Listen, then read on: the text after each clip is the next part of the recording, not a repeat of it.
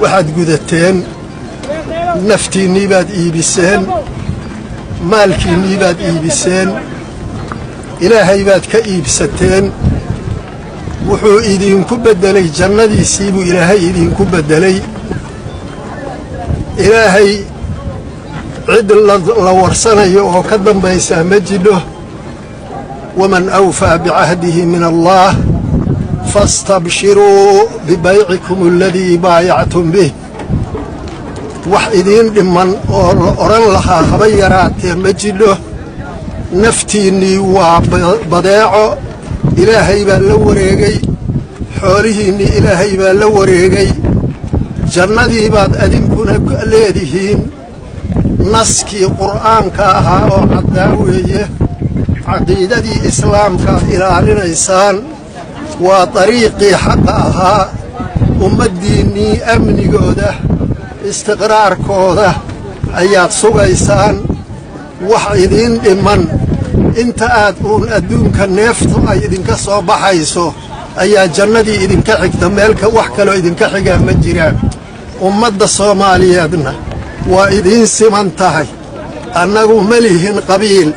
annagu ma lihin qaraabo khaas ah annagu ma lihin dad noo gaar ah annaga qaraabadannadu innama almu'minuuna ikhwah weeye mu'miniintu waa walaal ilaahay baana yidhi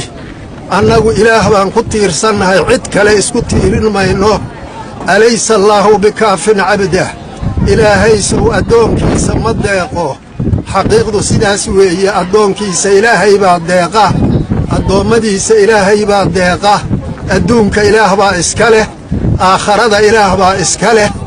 wax kasta oo dhacahayaana amarkiisay ku dhacaan waxaan isfaraynaa kala dambayn waxaad maanta ku taagan tihiin waxaa weeye nidaamka idiin samaysan oo lagu kala dambeeyo oo uu hoggaaminayo sheekh maxamed shaakir uu hoggaaminahayo nidaamkaasaad maanta ku kala dambaysaan asagaa noloshu maanta ku jidhaa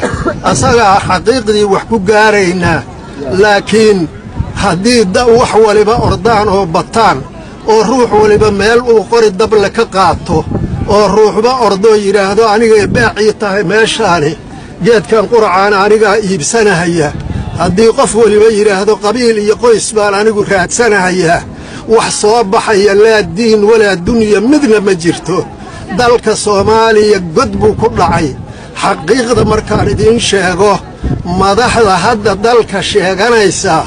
kulligood bay qiran yihiin oo ay leeyihiin faraj aan ahayn ciidankaas iyo culammada hoggaaminaysa wax aan ahayn iyo dadka shacabka ah oo dhinacyada ka taagan oo wax walba ku taageerahaya rajo aan ahayn oo soomaaliya leedahay ma jirto xaqiiqda laga hadlayaa taas weeye inaan sugno ayaan rabnaa khayr baanaan ilaahay idinka rajaynahayaa dib baannu u wada hadli doonnaa